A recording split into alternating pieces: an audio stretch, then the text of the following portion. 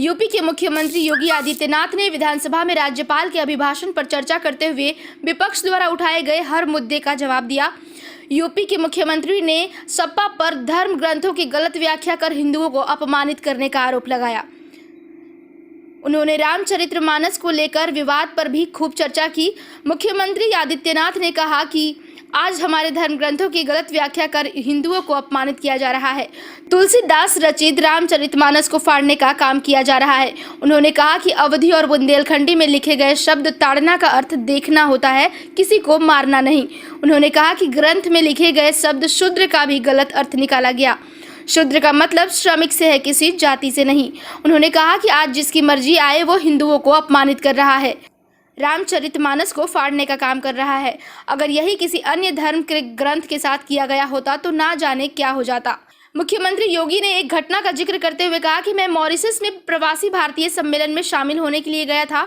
मैंने उनसे पूछा कि आपके पास भारत से लाई गई कोई धरोहर है, तो उन्होंने रामचरितमानस दिखाई। मुख्यमंत्री ने कहा कि गोस्वामी तुलसीदास का जन्म चित्रकूट में हुआ था। हमें इस बात का गर्व करना चाहिए कि यूपी राम की धरती है, कृष्ण की धरती है, संगम की धरती है। लेकिन ग्रंथों में लिखे गए शब्दों की गलत व्याख्या कर हिंदुओं का अपमान किया जा रहा है, यह शर्मनाक है। मुख्यमंत्री योगी ने इन पंक्तियों के माध्यम से सपा पर निशाना साधा। उन्होंने कहा, अटल जी ने इस संबंध में बहुत अच्छी बात कही थी। हिंदू तन मन, हिंदू जीवन, रग रग हिंदू मेरा परिचय। हिंदू कहने में शर्माते, दूध लजाते लाज न आती। घोर पतन है अपनी माँ को माँ कहने में फटती छाती। आपको बता दें कि मुख्यमंत्री योगी आदित्यनाथ ने यूपी विधानसभा में आज रामचरितमानस के मुद्दे पर बोलते हुए सपा की बोलती बंद कर दी। उन्होंने रामचरितमानस का अपमान करने वालों को करारा जवाब दिया। था मध्यकाल के बहुत प्रसिद्ध धार्मिक ग्रंथों को लेकर के, श्री रामचरितमानस को लेकर के, तुलसीदास जी को लेकर के। महोदय, संत तुलसीदास जी ने जिस कालखंड में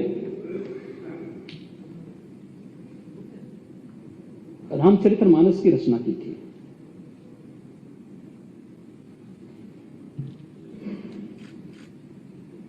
उन जैसा साधक और संत को उस समय की सत्ता का बुलावा आया था। अकबर ने उनको बुलाया था। तुलसीदास जी ने तो एक ही बात उनको कह दी थी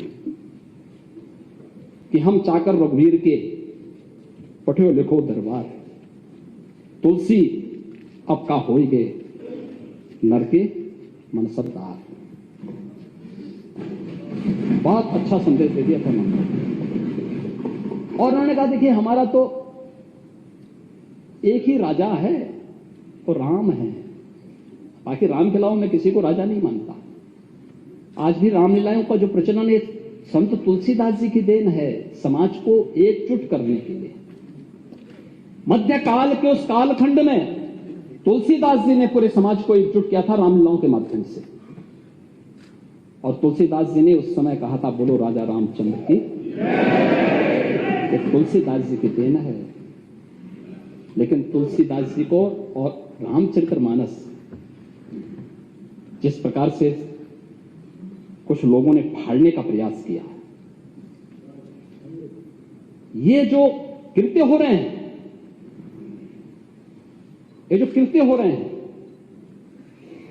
अगर किसी और के साथ हुआ होता, किसी अन्य मत और मजहब के साथ हुआ होता तो क्या होता, क्या स्थिति होती? यानी आप जिसकी मर्जी आए वो हिंदुओं का अपमान कर ले, जिसकी मर्जी आए वह शरारत कर ले, अपने अनुसार शास्त्रों का की विवेचना कर ले। आप पूरे समाज को अपमानित करना चाहते हैं। महोदय, मैं मॉरिशस गया था। मॉरिशस के प्रवासी भारतीय दिवस के कार्यक्रम में मैं गया था। पूर्वी उत्तर प्रदेश और बिहार से पौने 200 वर्ष पहले जो लोग गिरमिटिया मजदूर बनाकर के वहां गए थे, आज वे लोग राष्ट्राध्यक्ष के रूप में हैं अलग अलग देशों में। उन्होंने समारोह किया था। भारत सरकार ने मुझे उस समय भेजा था। जब मैं गया तो उनके पास जाकर के मैंने वहां देखा, मैंने उनसे पूछा मैंने कभी आप के पास कुछ चीज है बची हुई जो आपके पूर्वज विरासत में लेके आए होंगे? उन्होंने कहा हाँ साहब हमारे घर में है। मैंने कहा क्या है? वो रामचरितमानस का गुटका था। रामचरितमानस था वहां पे।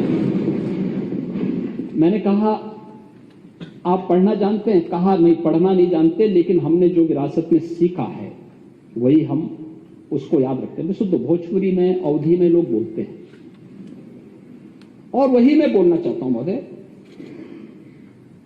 यहां पर हमारे मान्य सदस्य हैं, समाजवादी पार्टी के व्हिप हैं या ये अवधी भाषी हैं, इनके आगे पीछे राकेश सिंह भी हैं।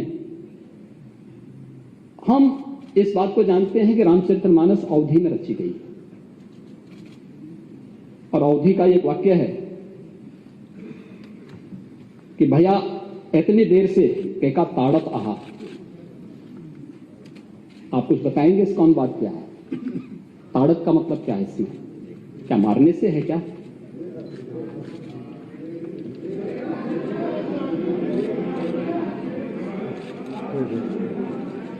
देखने से है